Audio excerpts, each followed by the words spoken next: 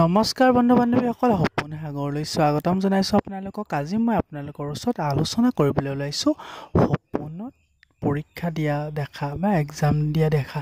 যদি কোনো ব্যক্তিয়ে যদি সপোনত এক্সাম দিয়া দেখিছে বা ছাত্ৰ ছাত্ৰী হওক বা বয়সস্থ লোক হওক, যদি পৰীক্ষা যদি দিয়া দেখিছে, কোনো ইণ্টাৰভিউ দিয়া যদি আপুনি সপোনত দেখিছে, তেতিয়াহ'লে ই কিহৰ সংকেত হয় বাৰু? ই কি অৰ্থ হয়? ইয়াৰ দ্বাৰা আমি কি বুজিম যে ই আমাক কিহৰ আহিবলগীয়া দিনকেইটাৰ বিষয়ে কিহৰ সংকেত দিছে?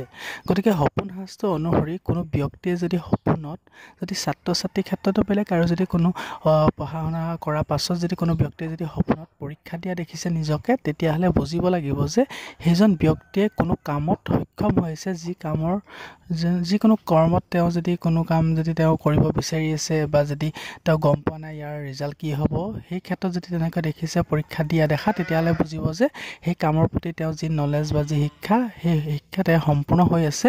সেই সময়ত যিকোনো কৰ্ম তেওঁ কৰিলে ছাকচেছ হ'ব পাৰিব বা উন্নতি লাভ কৰিব পাৰিব, এয়ে সংকেত দিছে। আৰু যদি কোনো ছাত্ৰ ছাত্ৰীয়ে যদি আপোনাৰ পৰীক্ষা দিয়া দেখে বা পৰীক্ষা কেনেকুৱা হৈছে ইয়াৰ কোনো অৰ্থ নাই, যদি পৰীক্ষা দিয়া দেখে বা পৰীক্ষা হলত বহি যদি পৰীক্ষা দি থকা দেখে আৰু যদি তেওঁ কোনো পৰীক্ষাৰ লগত যদি জড়িত নহয়ও বৰ্তমান তেওঁ যদি দেখে, তেতিয়াহ'লে বুজিব লাগিব যে তেওঁ পঢ়া শুনা সঠিক ৰূপত কৰি আছে বা সঠিক ৰূপত গৈ থাকিলে তেওঁ যি ৰিজাল্ট, সেই ৰিজাল্ট ভাল কৰিব পাৰিব।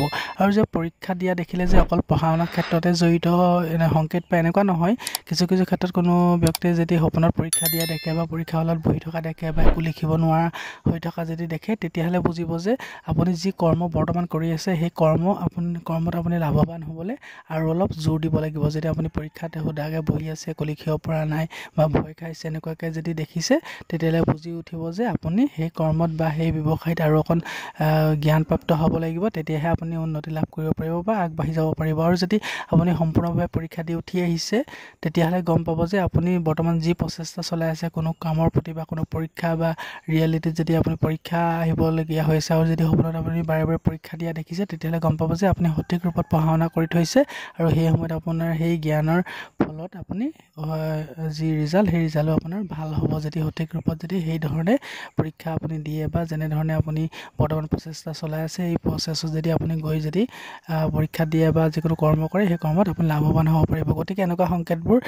কিছুমানে আগত পায় আৰু কিছুমানে বহু পিছত পায়। কাৰণ যদি আপোনাৰ এক্সাম আছে আৰু যদি বহুতে 10-15 দিন বা এমাহৰ আগত যদি বাৰে বাৰে যদি আপুনি দেখিছে সপোনত এক্সাম দিয়া, তেতিয়াহ'লে কিছুমান কিন্তু সপোন আমি মানসিক চাপৰ ফলতো দেখোঁ। যদি আপুনি বাৰে প্ৰতি ভাবি আছে পৰীক্ষা কেনেকুৱা হ'ব বা কি হ'ব, যদি এনেকুৱা ভাবি চিন্তি থকাৰ ফলত যদি আপুনি কেনেবাকৈ দেখিছে আপোনাৰ পৰীক্ষা দিয়া, তেতিয়াহ'লে ইয়াৰ অৰ্থ কিন্তু একো নাই, এইটো অকল মানসিক চাপৰ ফলতে দেখা বুলি ক'ব পাৰি। আৰু যদি কোনো চিন্তা চৰ্চাকে নকৰাকৈ গভীৰ নিন্দাত যদি আপুনি সপোনটো দেখিছে, তেতিয়াহ'লে বুজিব যে সেইটো সপোন আপোনাক দেখুৱাইছে যে আপুনি সঠিক ৰূপত আপুনি পঢ়া শুনা কৰি আছে। আৰু কোনো বয়সস্থ লোকে যদি সপোনত পৰীক্ষা দিয়া দেখে বা নিজৰ স্কুলত পৰীক্ষা দি থকা দেখে বা আগতে পঢ়ি অহা স্কুলত দেখে, তেতিয়াহ'লে সেইজন ব্যক্তিয়ে বুজিব লাগিব যে তেওঁ যদি নতুনকৈ কিবা কাম যদি কৰিম বুলি মনতে ভাবি আছে বা পঢ়ি আছে, সেই কাম যদি তেওঁ মনত সঠিক ৰূপত ভাবি আছে আৰু সেই কাম সেই সময়ত কৰিলে তেওঁ ছাকচেছ হ'ব পাৰিব। যিকোনো ক্ষেত্ৰত হওক, লাগিলে ব্যৱসায় হওক, বাণিজ্য হওক, চাকৰি হওক বা যিকোনো ইণ্টাৰভিউ হওক, সেই ইণ্টাৰভিউ ছাকচেছ হ'ব পাৰিব। গতিকে